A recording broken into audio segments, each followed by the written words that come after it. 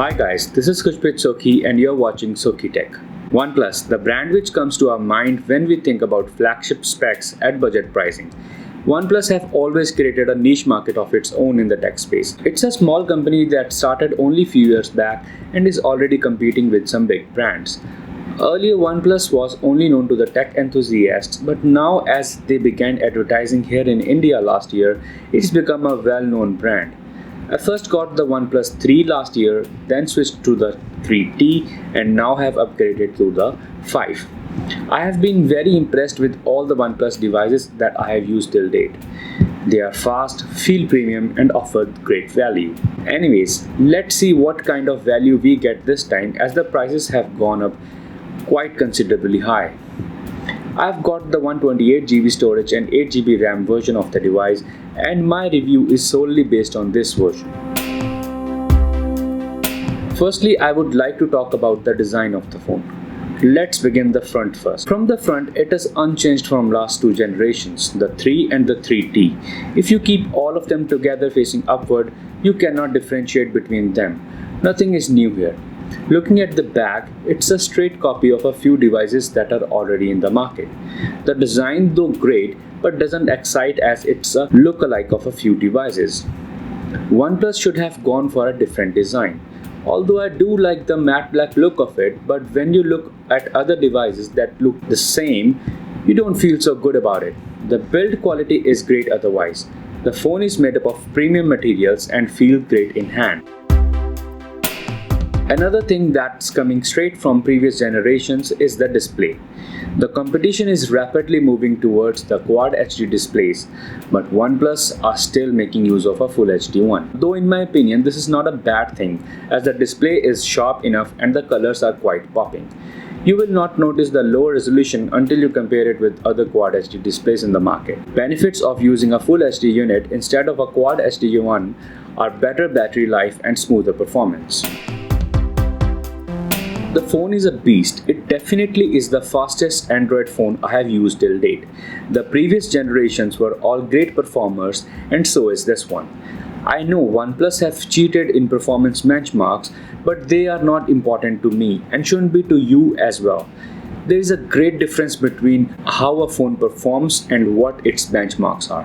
In the last week I have been using the phone. It has never hesitated to do a task, may it be a basic task or gaming. The phone is super smooth and super fast. As you might have seen in a few speed tests also, this is the only Android phone that beats the speed test champ iPhone 7, so it must be a great phone. In comparison to the Samsung's Galaxy S8 Duo, the phone is very fast. My S8 sometimes misbehaves when doing even small basic tasks and also stutters a bit while gaming. But this is the phone which beats all of them out. Also, it stays cool throughout its easy and hard times as well. The phone that I enjoy gaming on after my 7 Plus is this one. If you're looking at an Android device that performs the best and the performance is your main requirement, stop watching the rest of the review video and get this device. The battery life of this phone is good. There is no problem with using the phone for a full busy day on a single charge. As the display is only Full HD and an AMOLED, we get a good screen on time. I get around 4 to 4.5 hours of screen on time, which is at par with the competition. But what is better than competition is charging time. The dash charger is still the fastest way to charge up a device. You can easily get around 50 to 60% charge in around half an hour. I don't charge my OnePlus 5 overnight and just put it on power in the morning. As with pretty much all flagships, the OnePlus 5 is also having a dual rear camera setup. Both front and rear cameras perform better than the previous generation. The photos are sharp, detailed and colors quite natural. It does oversaturate sometimes but not very high. The low light performance though is not so good as compared to other flagships. Another thing that is missing is optical image stabilization, though it have digital image stabilization but only up to 1080p videos, but not 4K. But that I think is coming in a future update. So the 4K videos are a bit shaky for now. Here are some photos and video samples for you.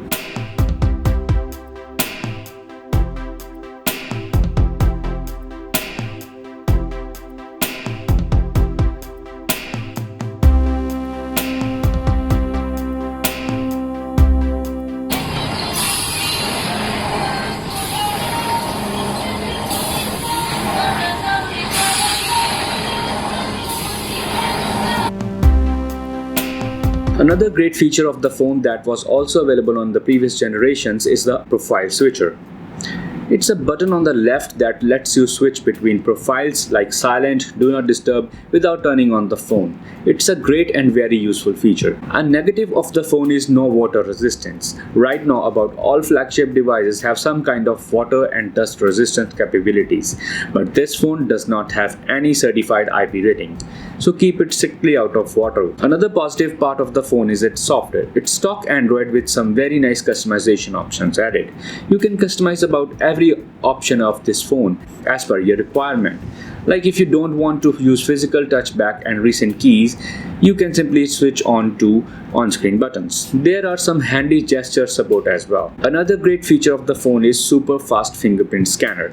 It's a feature that you will use every time you start using your phone. The fingerprint scanning speed is lightning fast and the animations are kept at bare minimum to keep it feel super fast. So you get a highly accurate and super fast unlocking phone. By now you must have decided on whether this phone is for you or not.